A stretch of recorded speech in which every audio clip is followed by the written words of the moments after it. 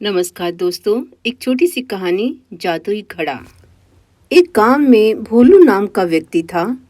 वह खेती करता था। उसके पास थोड़ी सी जगह थी जिस पर उसने गेहूं तथा चावल की खेती कर रखी थी। भोलू बड़ा परिश्रमी था। सुबह सुबह जल्दी उठकर खेत पर जाता और जुताई करता, किंतु जमीन थोड़ी होने के कारण फसल भी थोड़ी सी होती, जिसे बेचकर वह बड़ी मुश्किल से अपना गुजारा करता। एक दिन भोलू अपना खेत जोत रहा था। तभी उसका पड़ोसी वहां से गुजरा और बोला, भोलू भाई, तुम इतनी मेहनत करते हो, एक जोड़ी बैल खरीद लो तो तुम्हारा काम आसान हो जाए। भोलू बोला, भाई, मैं बड़ी मुश्किल से 2 वक्त के लिए भोजन के लिए पैसे जुटा पाता हूँ, बैल कहाँ से खरीदूं? ऐसा कहकर वह फिर से अपने काम में जुट गया और उसका पड़ोसी वहां से चला गया। अभी वह खेत जोत ही रहा था कि उसका हल किसी धातु की वस्तु से टकराया। भोलू ने उस स्थान को गहरा खोदना शुरू किया तो देखा कि वहां एक पीतल का खाली घड़ा दबा हुआ है। वह भगवान से बोला, हे भगवान, क्यों गरीब का मजाक उड़ाते हो? एक तो पीतल का घड़ा दिया और वह भी खाली। देना ही था तो कम से कम सोने के सिक्कों से भरा घड़ा ही दे देते, या सिर्फ सोने का घड़ा ही दे देते। अब भोलू थक चुका था और उसे भूख भी लग रही थी। उसने पास ही बाग से आम के पेड़ से आम तोड़े और खाने लगा। आम बहुत स्वादिष्ट थे। उसने पेट भर कर आम खाए और थोड़े से अपनी पत्नी के लिए उसी पीतल के घड़े में घर ले जाने के लिए रख लिए। अब उसी पेड़ के नीचे बैठकर आराम करने लगा। थकान होने के कारण जल्दी ही उसे नींद आ गई। कुछ देर बाद जब जागा तो क्या देखा कि वह घड़ा जिसमें भोलू ने थोड़े से आम रखे थे, वह पूरा आमों से भर गया था। भोलू को बड़ा आश्चर्य हुआ। उसने सारे आम घड़े में से बाहर निकाले, फिर 2-4 आम उस घड़े में डाले, पर यह क्या, घड़ा फिर से आमों से भर गया। अब भोलू समझ गया कि यह कोई जादुई घड़ा है। उसने भगवान को धन्यवाद दिया और घड़ा उठाकर घर की ओर चल दिया।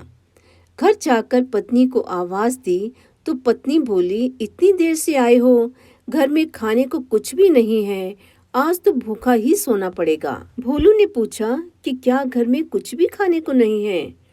तो उसकी पत्नी बोली, सिर्फ एक आलू पड़ा है। भोलू बोला, वही लेकर आओ और फिर देखो इस जादुई घड़े का कमाल। पत्नी को कुछ समझ न आया। वह एक आलू लेकर आ गई। अब भोलू ने वह आलू घड़े में डाला और देखते ही देखते घड़ा खूब सारे आलूओं से भर गया। अब पति पत्नी दोनों खुश हो गए कि अब उनकी गरीबी के दिन दूर हो जाएंगे। अगले दिन भोलू ने थोड़े से आलू बचा लिए और बाकी बाजार में बेचने चला गया। अपने गांव के ही सब्जी वालों को उसने आलू बेच दिए और उसे अच्छा खासा धन मिल गया था। भोलू इतने दिनों के बाद इतने सारे पैसे देखकर बड़ा प्रसन्न हुआ। उसने सोचा, बहुत दिनों से गरीबी के कारण अपनी पत्नी के लिए एक साड़ी नहीं खरीदी, क्यों ना एक साड़ी खरीद लूं। ऐसा सोचकर वह साड़ियों की दुकान पर पहुंचा तथा एक साड़ी खरीद ली। घर लाकर पत्नी को दी तो पत्नी ने वह साड़ी उस घड़े में रख दी और देखते ही देखते खूब सारी साड़ियां निकल आई। अब उसने एक अपने लिए रख ली और बाकी को भोलू से बेचने के लिए कहा। भोलू उसी दुकान पर जाकर बाकी साड़ियां बेच आया। अब दुकानदार को बड़ा आश्चर्य हुआ कि भोलू ने कल एक साड़ी खरीदी और आज 98 साड़ियां बेच दी। आखिर माजरा क्या है, देखना चाहिए। वह फल विक्रेता जिसको भोलू ने आलू बेचे थे और वह साड़ी वाला, दोनों ने चुपचाप उसके घर के बाहर पहुंचे और भोलू और उसकी पत्नी की सारी बातें सुन ली। अब उन्हें समझ में आ गया कि क्या माजरा है। अब दोनों ने जाकर मुखिया जी से सारी कहानी बता दी। मुखिया जी ने आदेश दिया कि भोलू को उसके घड़े के साथ यहाँ लाया जाए। अब भोलू जादुई घड़े के साथ उनके सामने था। मुखिया जी ने वह घड़ा अपने हाथ में ले लिया और अपना सिर घड़े में डालकर देखने लगे कि आखिर इस घड़े में है क्या। फिर क्या था, जैसे ही उन्होंने अपना सिर उसमें डाला, वहां तो कई सारे मुखिया प्रकट हो गए। सब आपस में झगड़ने लगे कि मैं मुखिया हूँ, मैं मुखिया हूँ।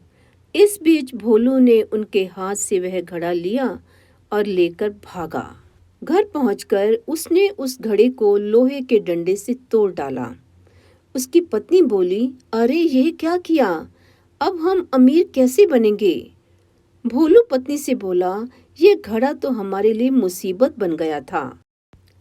हम जिस तरह गरीबी में चैन से रहते थे वैसे ही ठीक है। धन्यवाद। नमस्कार।